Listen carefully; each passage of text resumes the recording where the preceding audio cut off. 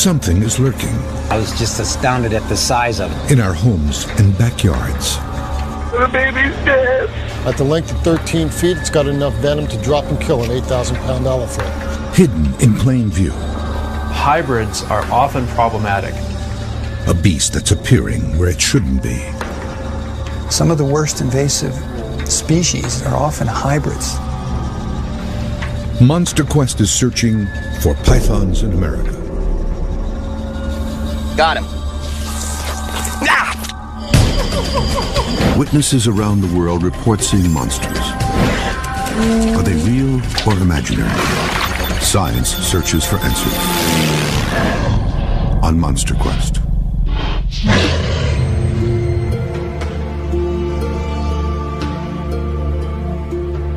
The Everglades, Florida. This lush tropical paradise with warm, temperate weather is popular with tourists. But something frightening may be making its home here. A slithering menace that strikes fear in the hearts of many. 20 feet long. It was absolutely huge. It's large enough to kill an adult human. They could literally stretch their jaws 3 times the normal diameter. We've had a baby strangled by a 12-foot python. Eyewitnesses report seeing massive serpents measuring 15 to 20 feet in length and weighing up to 400 pounds. They're known to suffocate, then swallow their prey whole. These beasts have brown or black scales and most closely resemble giant pythons. Never have I seen anything like this and as tragic as this.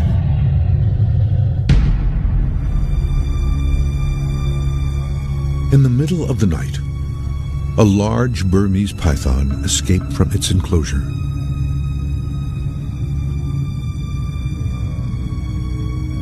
Suddenly free to roam the house, it slithered into the room of the family's youngest child.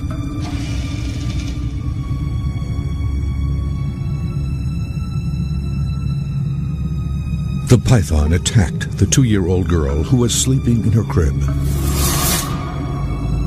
911, do you need police, fire, or an ambulance? It's an emergency.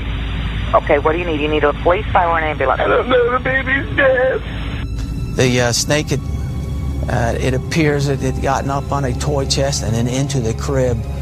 The boyfriend of the baby's mother discovered the snake that morning, wrapped around the child in the crib. He immediately grabbed a knife and a meat cleaver and started stabbing that snake until he was able to release the baby from the grips of the snake. Tell me exactly what happened. Our snake, we have a Burmese python, and she's about 12 foot long. She got out of the cage last night and got into the baby's crib and strangled her to death. Stay on the line, please. The police responded to the scene and began to hunt for the killer python. I get there, and they're explaining to me that the victim is in the ambulance, already been pronounced deceased, and that the snake was still in the residence. Florida Wildlife Commission officers were called in to remove the illegally owned monster Burmese python. We weren't sure whether the snake was going to be alive or dead when we went into the residence. It turned out to still be alive. Well, the snake was wounded, so you don't know how a wounded snake would react.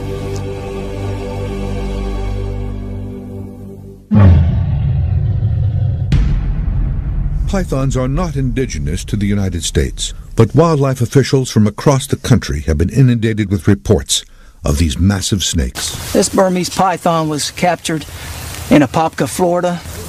This monster's approximately 20 feet in length and weighs over 300 pounds.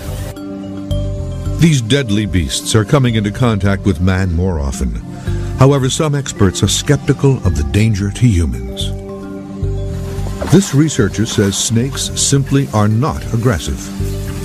I think the biggest misconceptions that most people have are that snakes are out to get them, that they care about people, and that's completely false. Dr. Whit Gibbons studies these invading predators at the Savannah River Ecology Lab in South Carolina. Snakes want to get away from people, and the responses of snakes where they do bite people are totally in defense. It's because the snakes are scared and they are defending themselves. Gibbons agrees that the population of foreign species may be expanding. If we have individuals that have a genetic predisposition to living in a temperate area, they could persist possibly in some areas way outside of Florida.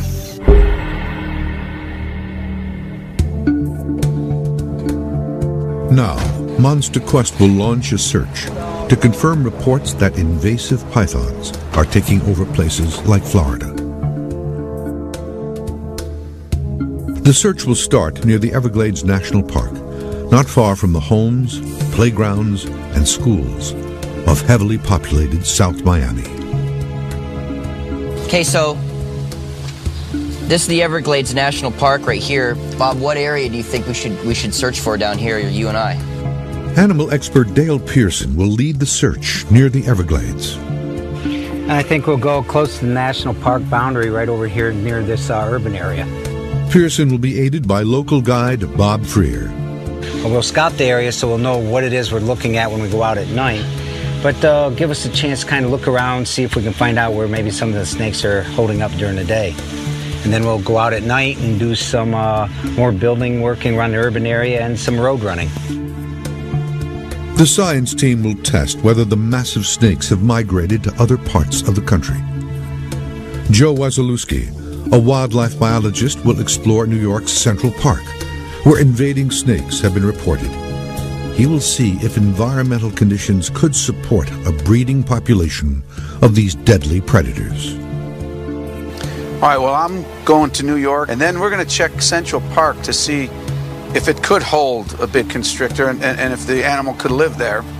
And then we're headed to some subways, and we're going to check in the subways if their snakes are down there. Pearson briefs Wasilewski on 2 modified pieces of camera technology that will aid in his search. We got the micron infrared system. We can use that for temperature and stuff like that. We're going to have it dialed into pythons in an urban environment down here. So when we send it up, it'll already be calibrated for that. So all you'll have to do is take it, aim, and shoot. Okay. And this? That's the lipstick cam. We've got a couple of mag lights on it, and that's been good for like, you know, you can go in some underneath stairwells and in drain pipes and things like that. Be able to check it out without sticking your hand in there. All right, well, it sounds like a good plan, you know. I'll get the gear all ready, and then let's see what we can find. Good luck. All right, you too, man.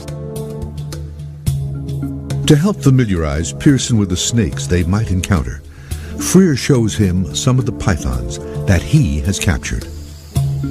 So, you caught a 20-foot python around about 3 miles from here. Correct, yeah. And then you've also been finding a lot of these Burmese pythons. Yeah. You have 4 rows of teeth on the top, 2 on the bottom, over 100 teeth. They basically curve back like fish hooks. So when they grab their prey with their teeth, it's not getting loose. So if one of us gets nailed tonight, then that's a good chance that's going to tear us open then. Very good chance. Once they bite, he'll start to twist and wrap, which will pull his head around at an angle, and yeah, it's going to be quite painful. What are you guys finding that these things are actually eating? Some of the most astounding things, I think, it's probably the fact that they're eating alligators. Who would have thought that, you know, it's a snake would be eating an alligator? And the largest mammal I've heard of so far is a bobcat, which is, you know, quite a large cat. And so how far are we away from, like, a population center around here? I mean, how close is our people? You'll be in a residential area straight east of here, about 200 yards. So these things are coming right up to the edge of a population centers. It's not like you have to travel deep into the Everglades to find them. They're not only coming right up to the edge of the urban areas, they're actually venturing right in.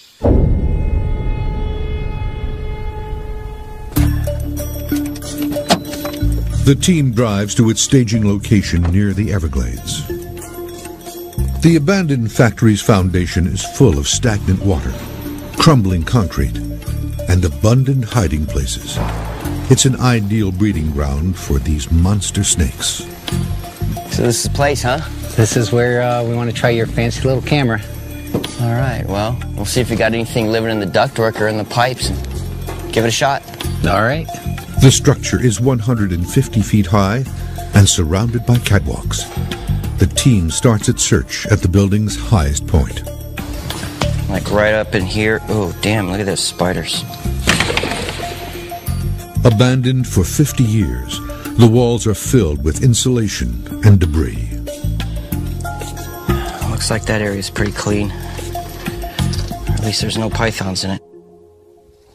The team walks the perimeter, looking for spots where the camera can investigate hidden areas.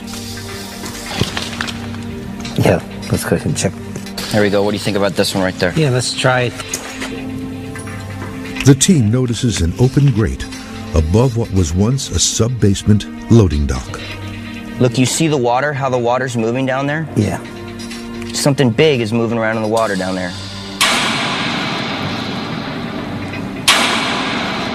Look at that. What the hell? You see anything in there? That was something like surfaced. Pearson and Freer are unable to see what is moving in the water. They decide to wait for nightfall, when the thermal camera will reveal more. Probably we've done enough for the day. It's just too hot. Let's go ahead and come back out this evening when it cools down. They start to come out moving around. Okay. Okay? Yeah, I'm ready for that.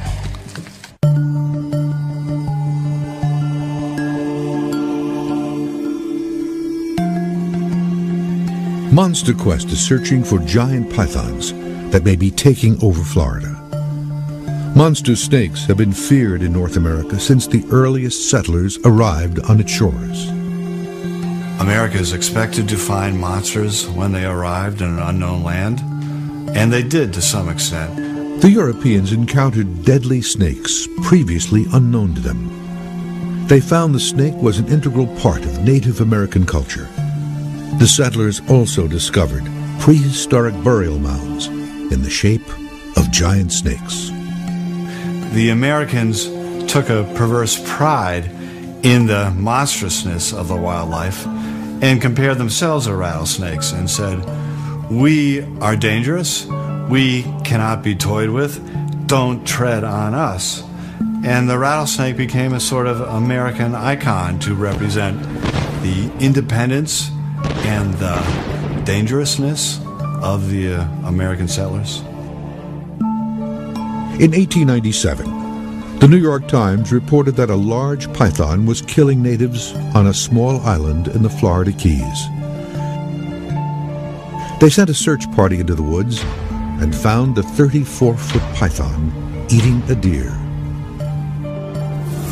It was later discovered that the snake had escaped from a circus. In 1904, another New York Times article described a snake 2 stories long that had slipped out of the 3rd floor window of a bird and animal store. It was eventually recovered, but only after a crowd of several hundred had gathered to watch the capture. A natural disaster in 1992 was likely the cause of the explosion of the python population in Florida. Hurricane Andrew did a tremendous amount of damage to facilities and homes in urban areas in South Florida when it struck. Its eye went right over the center of the warehouse area where most of the tropical pets coming into the United States are kept. Gordon Rhoda is a zoologist who has studied the Burmese python and found them to be one of the most adaptable species of large snakes. The species of python that's spreading rapidly through South Florida at the moment is frequently called the Burmese python, which is technically a subspecies of the Indian python. The species as a whole has an incredibly wide habitat range. So it occurs everywhere from thorn scrub deserts to mountainous areas to coastal plains to tropical rainforests to swampy areas to many different kinds of environments. Problem of the Burmese python in South Florida is new in the sense that the population has really rocketed off, became very numerous only quite recently. North of Okeechobee, and now we're getting reports up near Tampa, so the evidence is they're spreading north. Rhoda has designed a study to determine what areas of the country have a climate suited to the Burmese python. Our study was designed to figure out how much of the United States is at risk from possible colonization by the Burmese python. The reason that's important is that we and many other people had assumed that this is a tropical animal that couldn't become established in the temperate United States. So we did a climate match, and we're surprised to learn that, in fact, it can occur in very temperate areas. The study projects that continued changes in temperature will open new corridors for python migration. There are about 10 or 12 species in the genus Python. Now, whether they will breed with each other in many cases is not known because their natural ranges don't overlap. In Florida, they do occur together. Because they're so closely related and because in captivity they will breed together and produce offspring, there's reason to be concerned about hybridization occurring.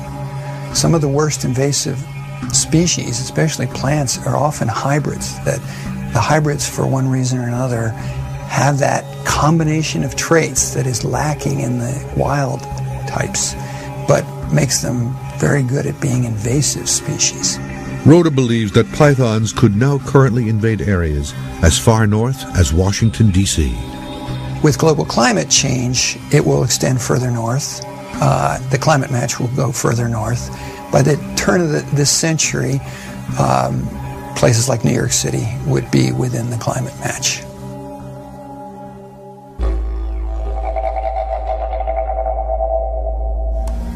The science team is in New York to determine if this is a suitable habitat for pythons to survive and breed. There is a theory in existence right now that pythons can go as far north as here in New York and west over to San Francisco. And we're just here today just to kind of check it out to see the feasibility of that theory. Joe Wasilewski makes his way to Central Park. There's not many wild places left in New York City, but Central Park is about 800 acres of greenery. And if there were a snake anywhere in New York City, this is a good place for it to be. Snakes like warm-blooded prey, and there's chipmunks and squirrels and running around all over, and all different types of birds. So there's a lot of potential prey here. They like shelter. They like rock outcroppings and any other type of shelter. So any area like that, you could turn up a snake. Pythons can survive in temperatures as low as 40 degrees. All in all, snakes being cold-blooded, like warm temperatures. I found some of these really neat hollow logs, and I'm going to check a few of them. If there's any snake around, he could be inside here. The team has brought a lipstick camera to search inside fallen logs.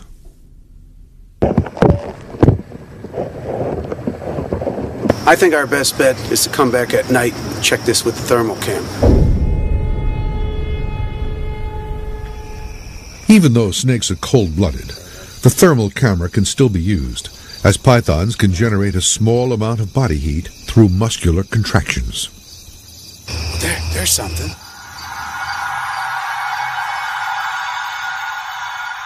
When I saw the size of the head and the body sticking out onto the roadway, I realized that, yeah, there's no way I could catch this up by myself.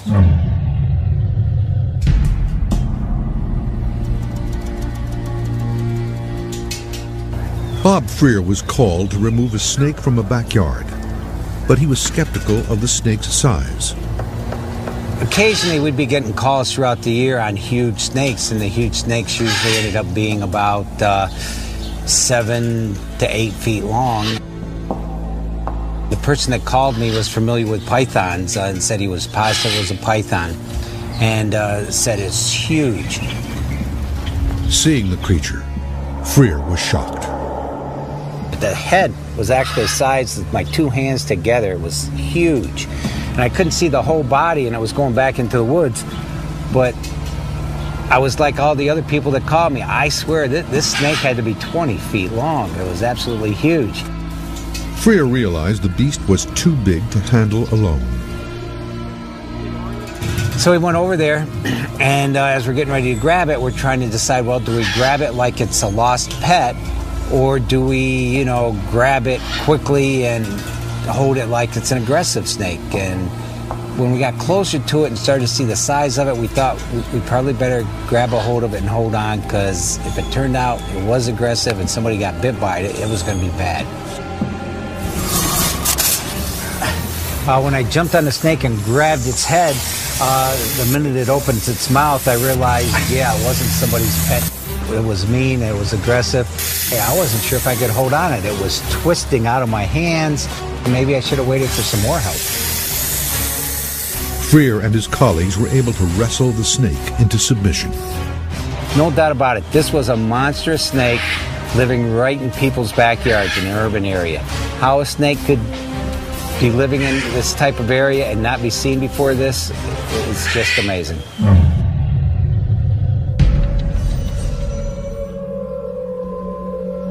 The expedition team is investigating a location on the edge of the Florida Everglades where they suspect giant pythons may be breeding.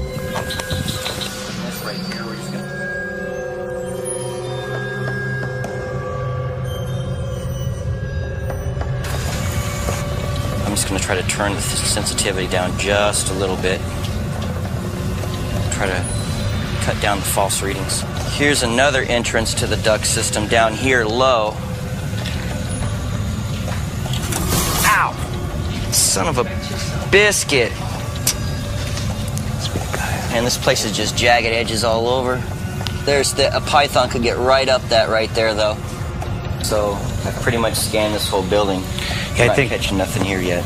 Yeah, I think we probably ought to hit the road a little bit, do some road running, and we can do that on the way to another building. So if we don't have luck on the road, we'll move to the building. All right. Sounds good. Let's do it then. The team emerges from the old factory and adjusts their equipment for a search of the nearby area. Their find comes quickly. You want to turn this record deck off, Troy? I got one over here. Got one over here. See it over to the right of you, Dale? Oh, yep. You ready?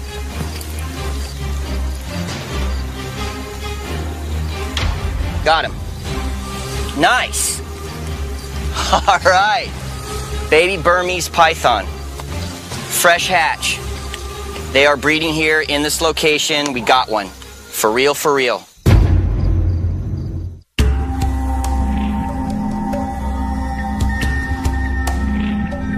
Monster Quest is in Florida, where giant pythons may be breeding and could start to threaten man.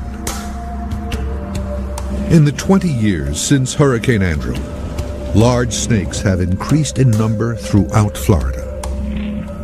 The dangers of pythons in urban areas is very complex. First of all, you have the dangers to the normal wildlife, the ecology that's out there. They're eating everything that's moving. Our birds, our mammals, anything. There's also the danger to our pets, our cats and dogs. And then, of course, there's the danger to humans. These animals are doing what they normally do in the wild. They're hunting for their food. And this year alone, we've ran over 50 calls where we've gone out and responded and recovered pythons.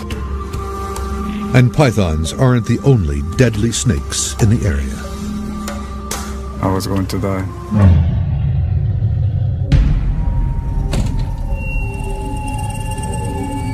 Pablo Viscoso was installing cable TV at a local apartment complex. I had to run a cable in the backyard. So the backyard has a lot of bushes and trees. So when I tried to reach one of them, I put my arm in one coconut tree to reach it, to balance myself, and I got bitten by a snake. The pain was immediate, but Viscoso didn't realize just how injured he was. He has a numbness on my arm right away. And I keep moving my arm because I can't feel, it's like your arm is slipping or something. But I didn't know there was a snake. I just felt something, and when I pulled my arm, I saw the snake going down the tree. So that's how I realized it was a snake bite. He was struck by a green mamba, a deadly venomous tree snake indigenous to East Africa.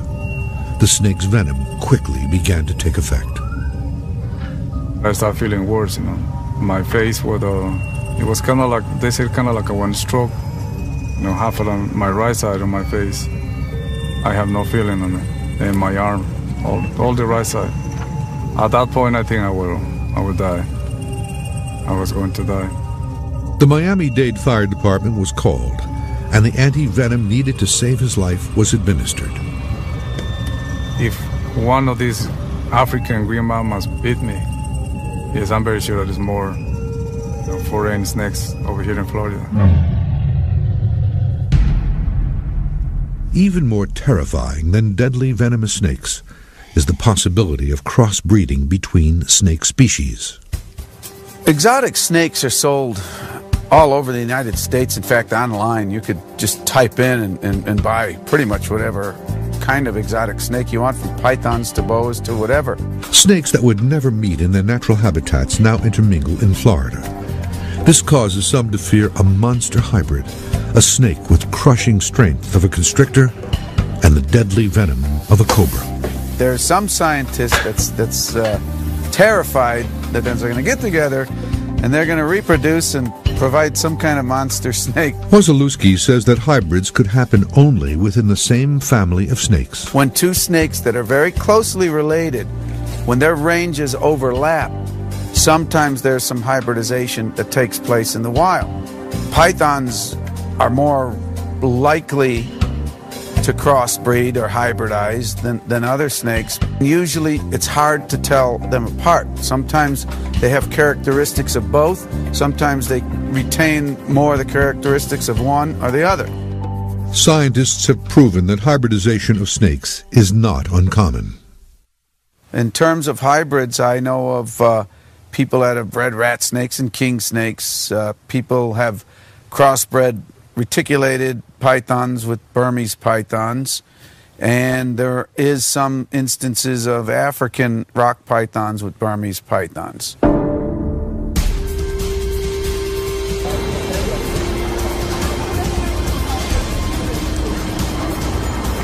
Wasilewski is investigating whether the habitat of New York could be a likely location for breeding.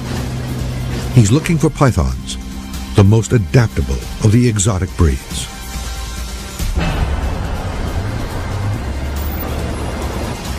Night has fallen here in Central Park. Now that it's dark, it's time for me to look for the snakes. An abundant food source would be the first necessity. Oh, there's something. Wait a minute. What is that, a rat? Cat? It's moving off a raccoon? Go ahead. Wait. It's going right up the tree. There it is. It's a raccoon. You know, everyone knows they eat rats, squirrels, and things like that.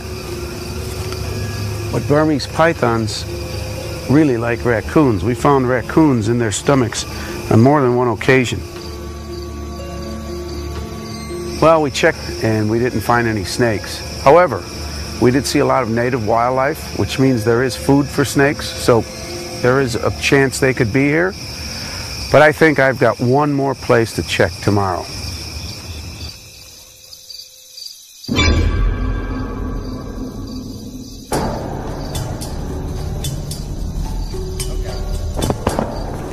The expedition team has found a baby python near the Florida Everglades.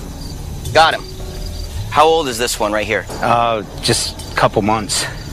Just a couple of months. Look at that, man. You did it, man. You brought us right to him. And if this one right here is an indication of anything, it's an indication that they are breeding here, for sure. I guarantee you somebody didn't just come lose their baby python out here. Oh, he almost tried to bite you a little bit, sure didn't he? And he's squeezing on my hand there. You can feel even this little tiny baby one has got a little bit of power to him. How many offspring can a decent-sized Burmese python produce? 24, 28 is very common, and into the 50s and 60s, not even unheard of. These things can... They can put out the eggs, yeah. Wow. I don't know. What do you think? You think we should sweep around the rest of this building, see if there's any more babies or anything around here? Or what do you think? I really think we ought to get to the road, and I want to catch a big one. And we need to get on the road and start looking for them to cross. Suddenly, one of the team members sounds an alert. They have found the beast. He's all the way down the other end, too. He said to hurry, so that means it's not a baby.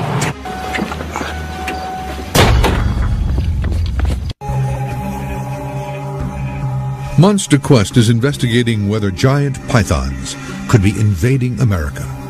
It just completely blew my mind. This is not a natural habitat for a large snake.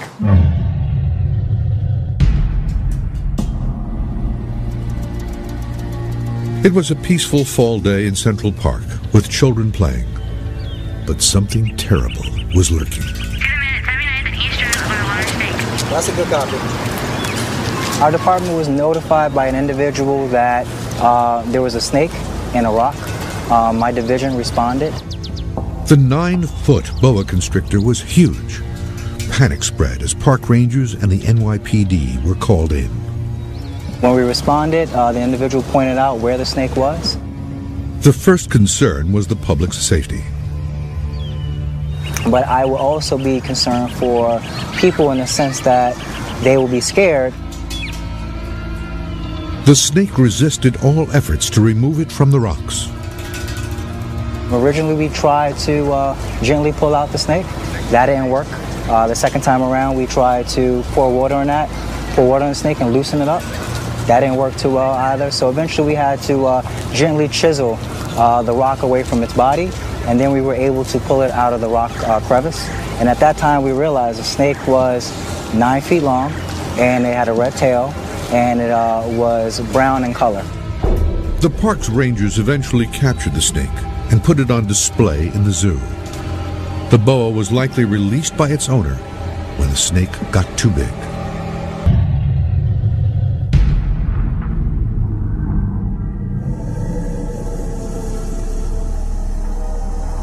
Joe Wasilewski has moved his investigation to a warm location, an abandoned subway tunnel, which could provide shelter for snakes during the colder winter months.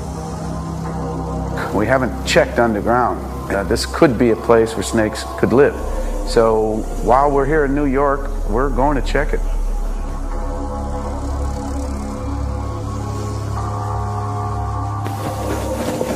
This looks like a good spot.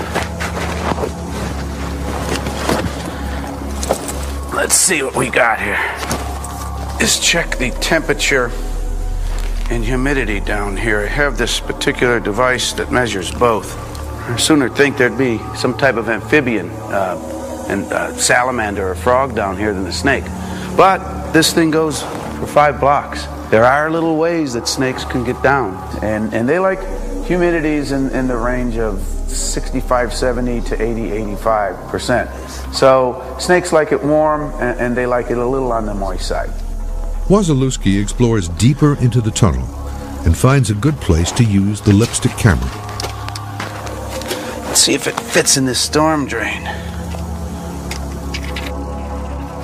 No, nothing in there. But there's a lot of areas to look in here. Maybe when a cold front comes, it might run some of those snakes into that storm drain, and they might actually come down here.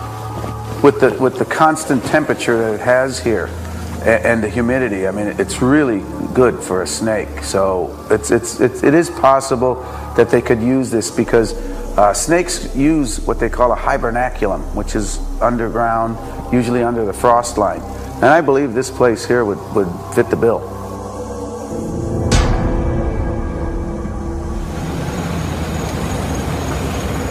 In Florida, the expedition is searching the Everglades for deadly giant pythons. The team has just received a call.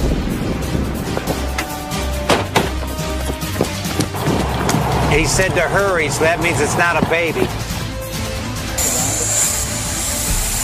Someone take my backpack. Take the hook, and let's drag them into the roadway so we're sure we don't lose them.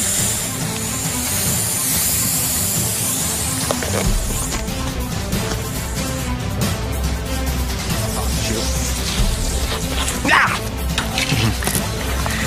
Yep.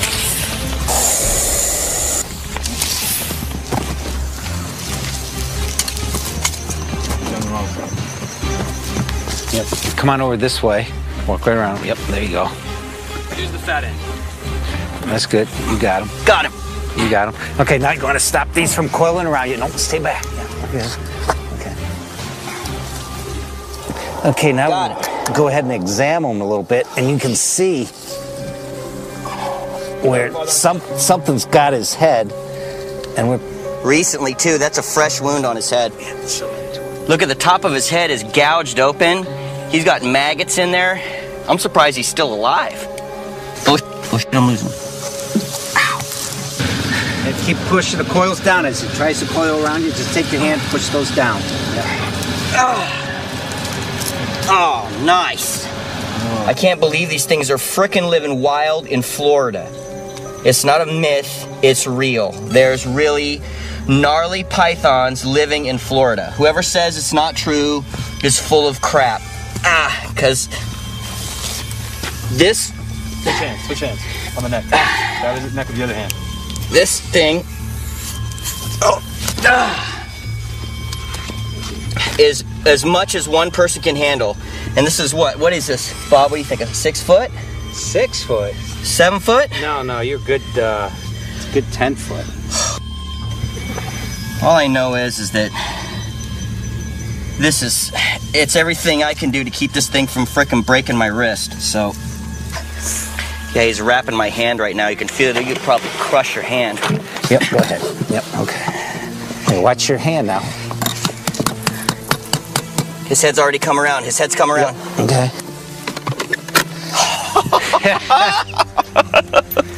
There it is.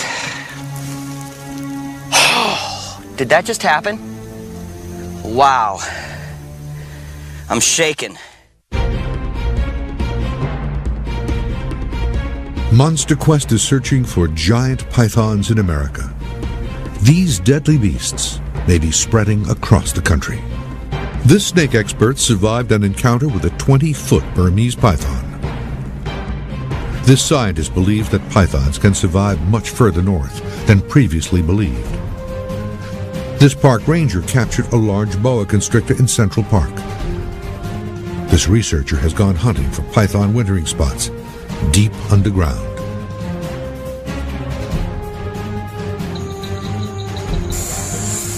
And the expedition team found a giant python in the Everglades. Now it's got my other arm.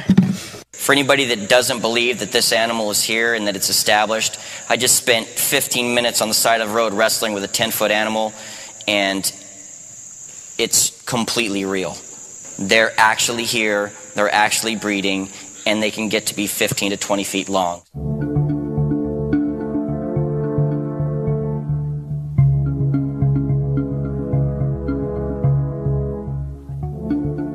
The injured Burmese python was taken to a veterinarian who confirmed that the beast had been injured by a human. See, he's got a tick. This looks to me like chop with a machete and they got away. Think if it was a gator, he'd have wounds on the bottom. Something underneath, yep. And so what they're doing is they're taking the heads and then just trying to chop like this. And of course you chop him once, he struggles, chops again, and then he gets away. Yeah. And their brain is very small. Jen, I don't know if you've ever seen it. Their brain is right, it's about the size of a pea, right about there, surrounded by a very thick, bony skull. So it could very easily have been hit by a machete, not damage the brain at all. Even injured, the python was difficult for Pearson to handle, and it would have easily overpowered a child.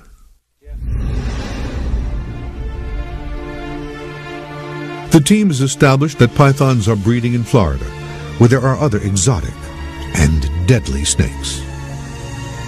I have one that I saved kind of last to show you. Okay. Not native of here, but unfortunately some escaped after Hurricane Andrew. We also had a handler or a licensed person that didn't keep them well. They escaped.